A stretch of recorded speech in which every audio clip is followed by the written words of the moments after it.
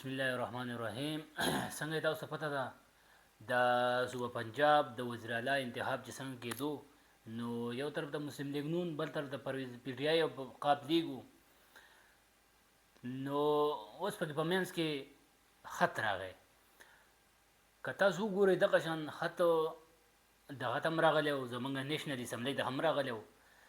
په هغې خط باندې په 12 ګنټه کې په 24 غنټو کې عدالت هم کوله او شو، عدالت فیصله هم وروله او هر څه حل شو. دغه عدالت د کیس هم یې وړو دغه پی ټی آی والا، او دغه مسله په دې صوبه پنجاب کې هم راله.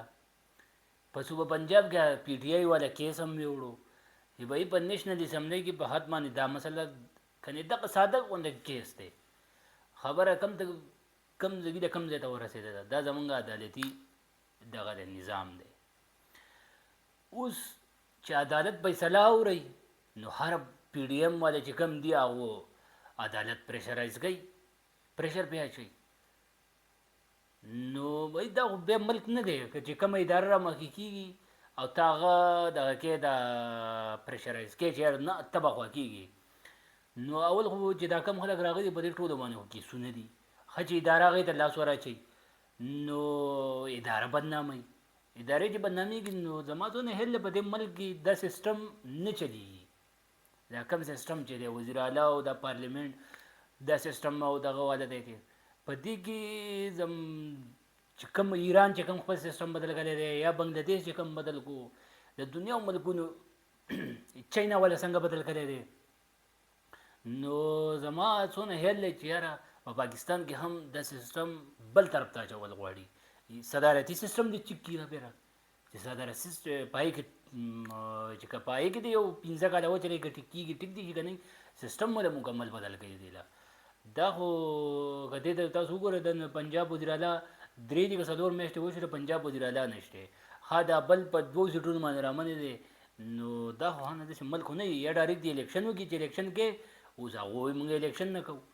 ښه د پنجاب حکومت یا دی بیا یې وایي الیکشن کوو. نو دې دغه ته او د ډالر ته وګوره او هر څه کم ځای ته ورسېده. نو زما د پاکستان چې کومې اهم ادارې دي، هغوی ته دا پکار چې دا سیسټم مکمل بدل کړي. یا د مارشل لا راولي او دا سیسټم د هغه بدل کړي، نو یو طرف ته به شي. ځکه چې ماشاءالله زموږ په دې ملک کې ماشاءالله بیا څه نه څه لږه سټیپ اخلي.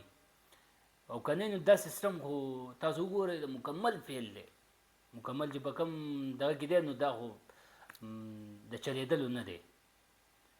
بس چې کومه اداره راځي، بس هغه په سوشل میډیا باندې بدناموه او دغه کوه. هرې پارټۍ والا کوشش کوي چې بس چې چا وګټله، بس هغه وایي زه یم، کوم چې وبایلل هغه بدنامول کوي. نو زما پاکستاني ادارو ته دا دغه دی چې دا سیسټم مکمل بدل کوي. دې سیسټم کې دا شی نه چلېږي.